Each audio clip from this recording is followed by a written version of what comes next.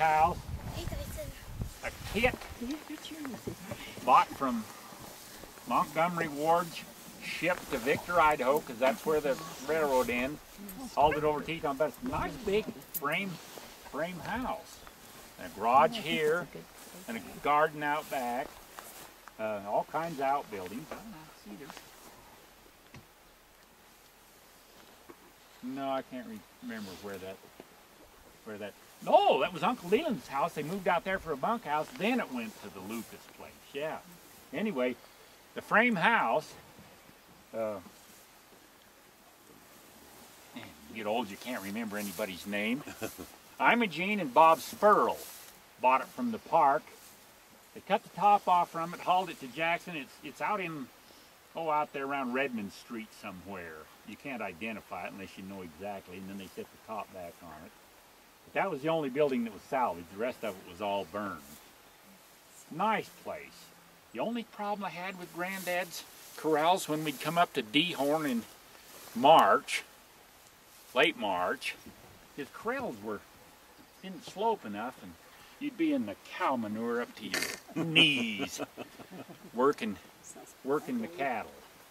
I remember I was a kid, probably 10 years old, and the chute come down here, and they were dehorning and branding and stuff.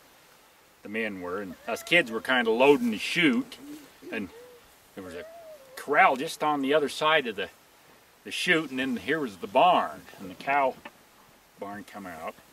Anyway, for some reason I jumped off the other side of the chutes, and the water and stuff was clear up, and somebody let a yell out of me. Well, there's a mean cow in there. They had a cow in there, and I remember somebody yelled, and I turned and hear this cow coming, the stuff just a splattering, and there was posts up this cow barn. Just like a cat, I went up that post, got away from the cow. I'll never forget that. Turning around, here she come, and the water and manure was just a flying. I didn't have time to jump back up on the fence. I went for the post, just like a cat. We'd everybody get together when it was branding time or thrashing time. The whole community come together, and you worked together. And I loved thrashing in the fall. And we're going to see one of the thrashing machines still exists out here where we're going to have lunch in Hal and Iola's old barn there. But you got together to thrash.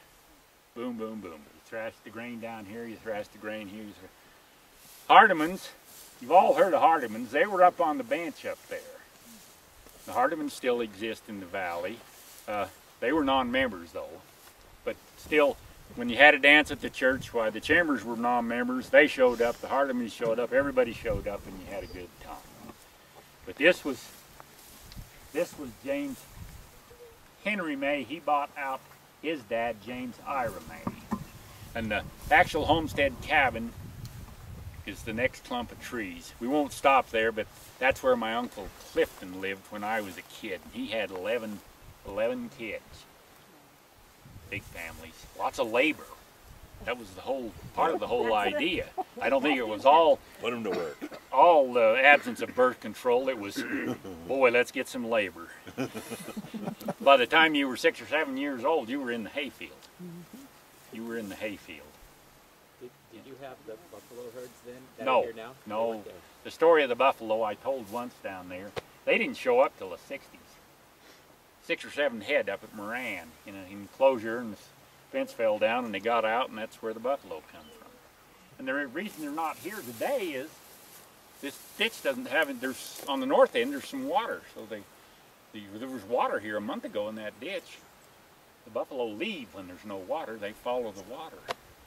Okay, so we'll move on out a ways to where the church and the school was. So Dick, when you were doing the dehorning and stuff and the branding, did your grandfather make you work till 3 in the afternoon before you got lunch? Yes. Wow. Yes. That was Granddad. I loved him, and he was the greatest guy in the world, but he didn't care when we ate lunch. Some days when we were pushing cattle, I'd swear we never were going to have anything to eat. Especially when you started at 3 in the morning. Yeah, he'd say, there's a antelope. He'd say, Shut up, kid. Don't be a slave to your stomach.